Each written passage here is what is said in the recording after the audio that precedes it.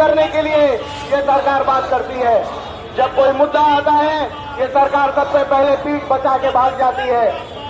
आज हमें याद आ रहा है, हमें इंदिरा गांधी याद आ रही है, जिन्होंने पाकिस्तान को आग दिखा के बांग्लादेश बनाया था, पाकिस्तान को दो टुकड़े कर दिए थे, वो लोग के साथ जाके खड़ी हुई थी। आज हमारे प्रधानमंत्री, हमारे स्वराष्ट्र मंत्री, आज उनसे कोई बात नहीं है।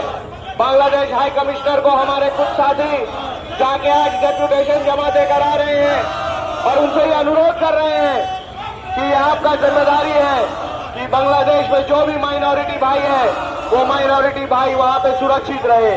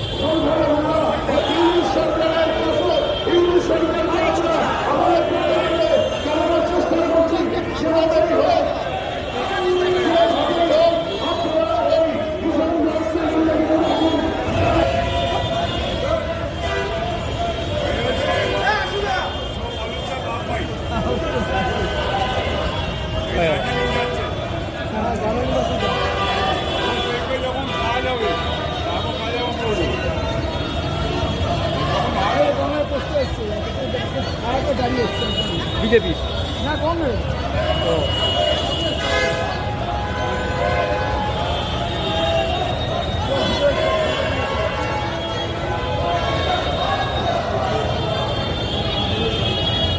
একটা ঝাপ মাথা আছে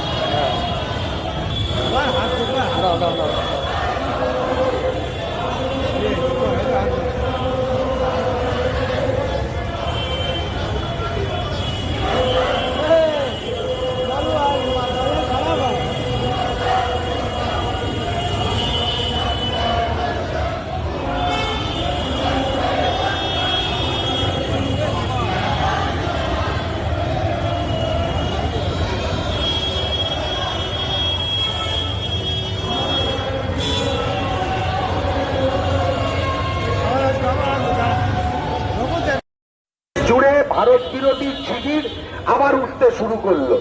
সেই খুনটাকে কেন্দ্র করে সাংস্কৃতিক কেন্দ্রগুলোকে আক্রমণ করা হলো, সাংস্কৃতিক কেন্দ্রগুলো আক্রান্ত হলো। ভারত সরকারের হওয়া উচিত ছিল তারা শুধু কূটনীতিকদের ডেকে ডেকে খানিকটা কড়া বার্তা দিয়ে ছেড়ে দিচ্ছেন। তাই সেই বাংলাদেশ সরকারকে, বাংলাদেশ প্রশাসনকে সজাগ করার জন্য জাতীয় কংগ্রেস আজকে রাস্তায় নেমেছে। আমরা প্রতিরোধ করে তুলব, প্রতিবাদ করব, এটাই খুব স্বাভাবিক ব্যাপার। কিন্তু দিদির পুলিশ আমাদের বাংলাদেশ হাই কমিশন অব্দি মিছিল নিয়ে যেতে দিল না। আমরা কোনো হাই কমিশন জ্বালাতে আসিনি, আমরা কারোর ঘর বাড়ি ভাঙতে আসিনি, আমরা প্রতিবাদ করতে এসেছি, প্রতিরোধ করতে এসেছি। সেই জন্যে এই প্রতিবাদ এবং প্রতিরোধ জাতীয় কংগ্রেসের নেতৃত্বে আগামী দিনেও চলতে থাকবে। যতক্ষণ না বাংলাদেশ শান্ত হচ্ছে, যতক্ষণ না বড় ভাই আর ছোট ভাই একসঙ্গে একই থালায় আবার ভাত খাওয়া শুরু করছে, যে অগ্নিকাণ্ড, অগ্নিসংযোগ, খুন, জখম, বিভিন্ন ইমারতের ক্ষতি, সংবাদ মাধ্যমের উপরে আক্রমণ, যা যা হচ্ছে বাংলাদেশে, এর তীব্র বিরোধিতা আমরা করি। জাতীয় কংগ্রেস শুভঙ্কর সরকারের নেতৃত্বে এই বাংলার মাটিতে তার তীব্র বিরোধিতা করে। সেই কারণেই আজ আমাদের আশা। আমি আবেদন জানাই বাংলাদেশ প্রশাসনের কাছে, আপনারা দেশকে ঠান্ডা করুন, আপনারা দেশকে ঠান্ডা করুন, সুস্থ বাংলাদেশ গড়ে তুলুন। না হলে আন্তর্জাতিক মানচিত্র থেকে আপনারাও হয়তো একদিন মুছে যাবেন। জয় হিন্দ, বন্দে মাতরম। প্রদেশ কংগ্রেসের সম্পাদক অ্যাডভোকেট অজিতেশ পান্ডে বক্তারা বলেছেন আমরা এখানে যেই কারণের জন্য উপস্থিত হয়েছি এটা আপনারা সবাই জানেন। যেভাবে বাংলাদেশে হিন্দুদের উপরে অত্যাচার করা হচ্ছে তার বিরুদ্ধে আজকে আমরা এখানে জমায়েত হয়েছিলাম। আমাদের দাবি, আমরা এখানে হাই কমিশনের কাছে আমরা ডেপুটেশন দিতে এসেছি। আমরা আগেও শান্তি মিছিল করেছিলাম, তখন আমরা এসে হাই কমিশনারকে কিন্তু বলেছিলাম যে আপনাদের এখানে সরকার বদলালেও কিন্তু হিন্দুদের উপরে, কোন সংখ্যালঘুদের উপরে কিন্তু কোন রকমের অত্যাচার যেন না হয়। আজকে যে কেন্দ্রে ভারতের যে সরকার আছে সে একদিকে হিন্দুদের নিয়ে রাজনীতি করছে, হিন্দু মুসলমানের কথা বলে, কিন্তু ওইদিকে যখন হিন্দু কেন পশ্চিম বাংলায় ইলেকশন আছে, ওরা চায় এই ইস্যুটা যেন আরো 3 মাস 4 मास এই इशूটা चले।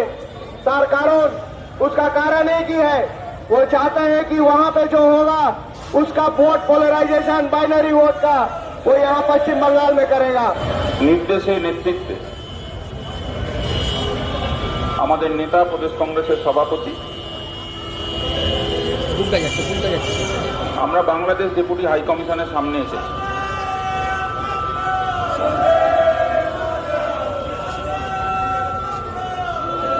অন্যায়ের বিরুদ্ধে লড়তে হবে।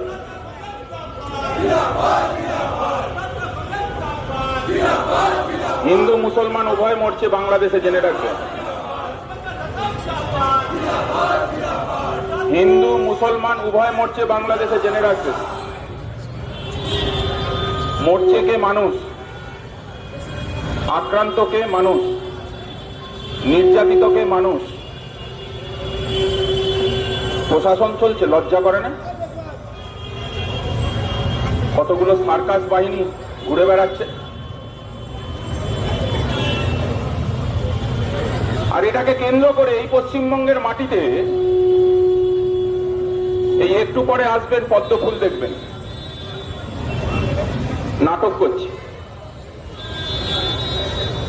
আমরা বলছি Congress stand for humanity. Congress লড়াই করে মনুষ্যত্বকে বাঁচানোর জন্য।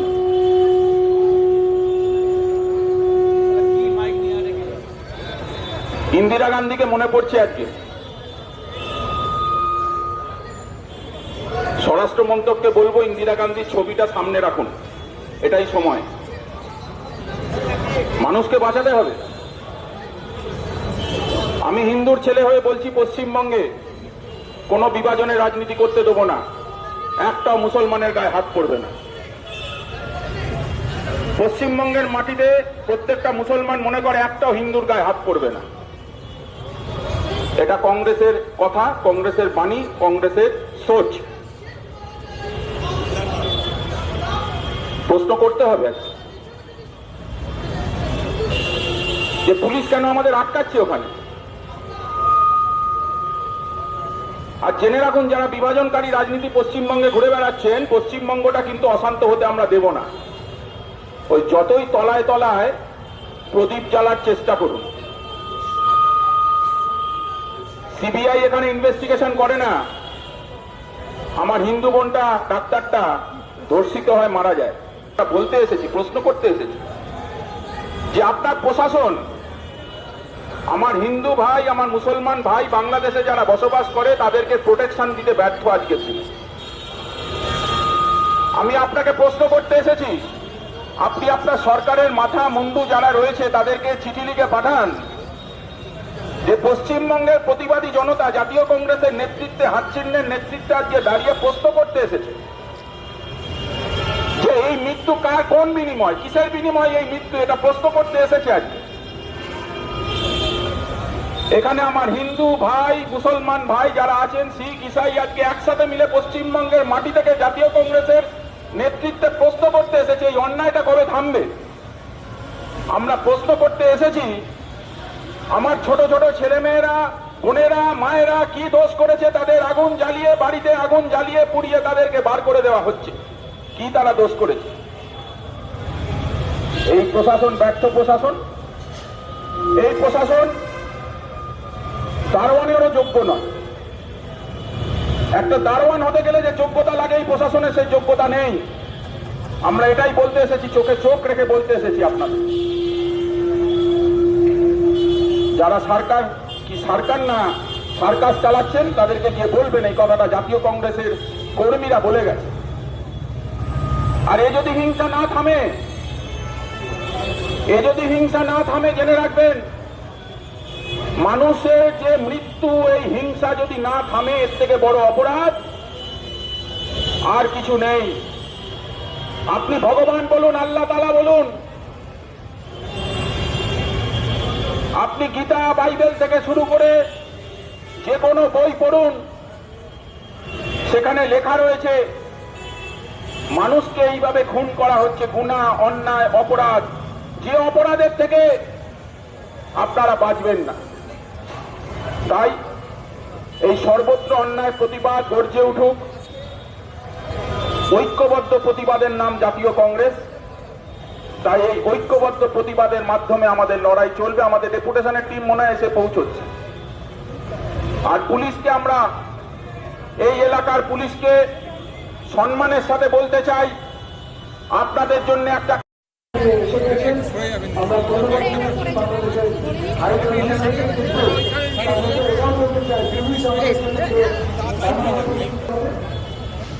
পাঁচজন গেছিলাম, কৃষ্ণা দেবনাথ, তপন আগরওয়াল, তারক পাল, আমি কলকাতা জেলা কংগ্রেস সভাপতি মানস সরকার এবং আজমাল খান।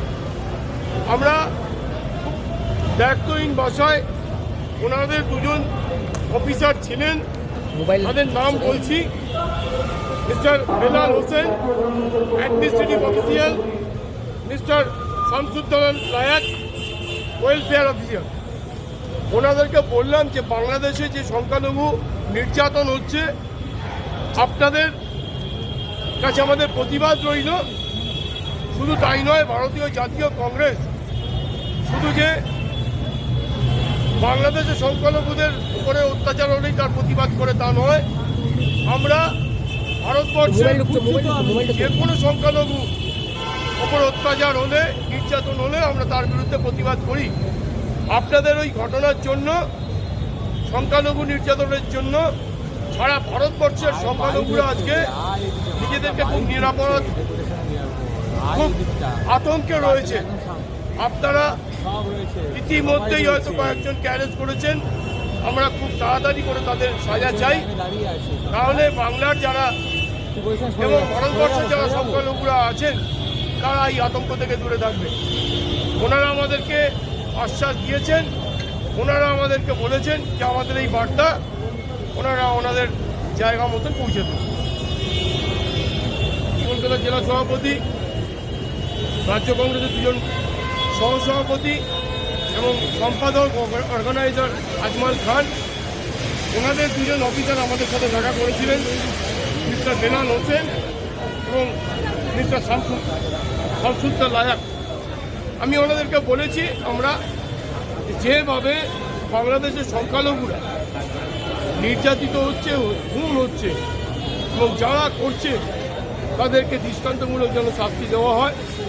আমরা এও বলেছি যে আপনাদের বাংলাদেশে এই সমস্ত ঘটনার জন্য আমাদের ভারতবর্ষে এবং বাংলায় সমস্ত সংখ্যালঘুরা খুব আতঙ্কে রয়েছে। সেই আতঙ্ককে দূর করার জন্য আপনাদের বাংলাদেশের সমস্ত যারা এই অন্যায় জুলুম করেছে তাদের বিরুদ্ধে আইনত ব্যবস্থা নেওয়া উচিত।